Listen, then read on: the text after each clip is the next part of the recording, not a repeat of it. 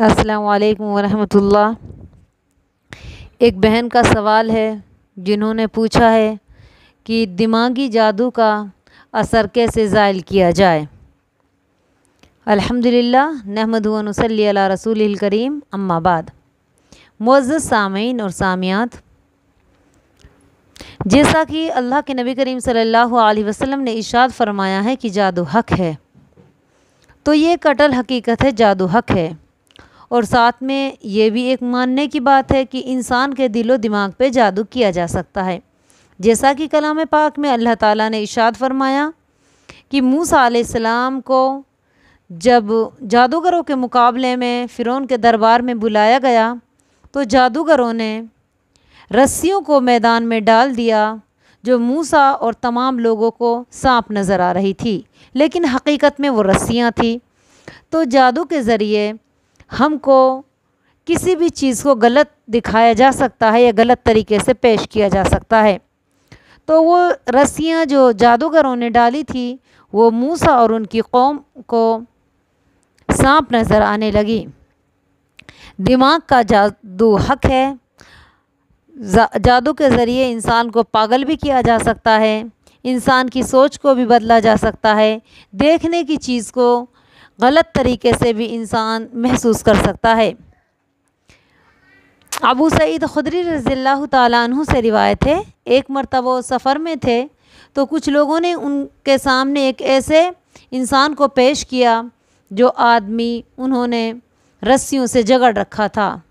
اور وہ کہہ رہے تھے یہ مجنون ہے، یہ پاگل ہے، کیا آپ اس کا علاج کر سکتے ہیں؟ حضرت ابو سعید خدری نے اس کے علاج کے بدلے میں ان سے اجرت مانگی اور انہوں نے وہ دی، اور حضرت ابو سعید خدری نے سورہ فاتحہ اور آیت الکرسی کے ذریعے اس پہ دم کیا اور وہ اپنے پاگل پن سے صحیح ہو گیا۔ تو اس حدیث سے معلوم ہوتا ہے کہ انسان کو جادو کے ذریعے مجنون اور پاگل بھی بنایا جا سکتا ہے۔ شیطان انسان کے دماغ سے چیزوں کو چرا بھی لیتا ہے، جیسا کہ آپ نے سنا ہے اور آپ کو معلوم بھی ہوگا کہ حضرت موسیٰ علیہ السلام جب حضرت خضر علیہ السلام سے ملاقات کے لیے جا رہے تھے تو موسیٰ علیہ السلام نے اپنے ساتھ ایک بندے کو لیا، اپنے ایک نوکر کو لیا اور ان سے کہا کہ ہمارے ساتھ یہ مچھلی ہے، جب یہ زندہ ہو جائے اور اس سمندر کی طرف بھاگے تو تم مجھ کو اطلاع دے دینا۔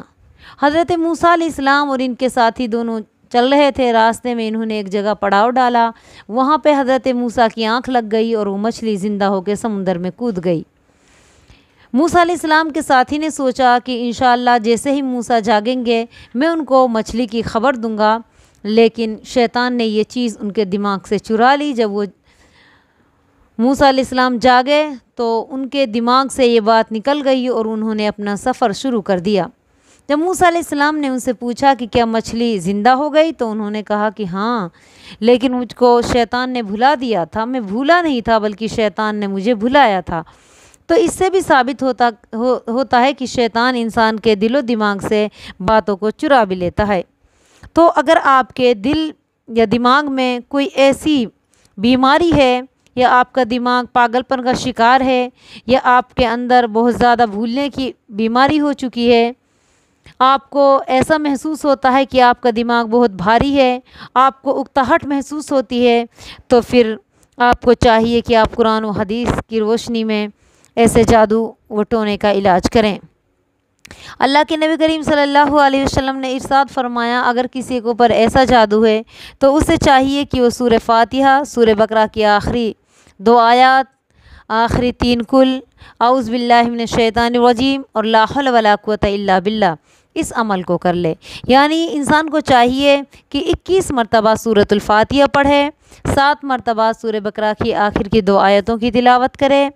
21 مرتبہ آخری 3 کل پڑھے اور 300 مرتبہ اعوذ باللہ من الشیطان الرجیم پڑھے اور 300 مرتبہ لا حول ولا قوۃ الا باللہ پڑھے۔ انشاءاللہ تعالیٰ کسی بھی طرح کا جادو ہے، کسی طرح کا بھی کوئی انسان کو پریشانی ہے، دقت ہے، تو اللہ تعالیٰ جلد اس پریشانی کو، اس دقت کو دور کر دے گا۔ تو ہمیں چاہیے کہ ہم قرآن و حدیث میں اپنے جادو کا علاج کریں۔ تو آج ہی سے آپ اس عمل کو 41 دن تک کریں، انشاءاللہ تعالیٰ آپ کے دل و سے ہر طرح کی جو بھی جادو کا اثر ہے ختم ہو جائے گا۔ یا اگر آپ پہ جادو نہیں ہے ایسے ہی آپ کے دل میں یا دماغ میں کوئی کمی آ گئی ہے، اگر آپ یہ عمل کرتی ہیں تو انشاءاللہ تعالیٰ قرآن حدیث کے اندر اتنی تاثیر ہے کہ آپ بالکل شفا یاب ہو جائیں گے۔ السلام علیکم ورحمۃ اللہ وبرکاتہ۔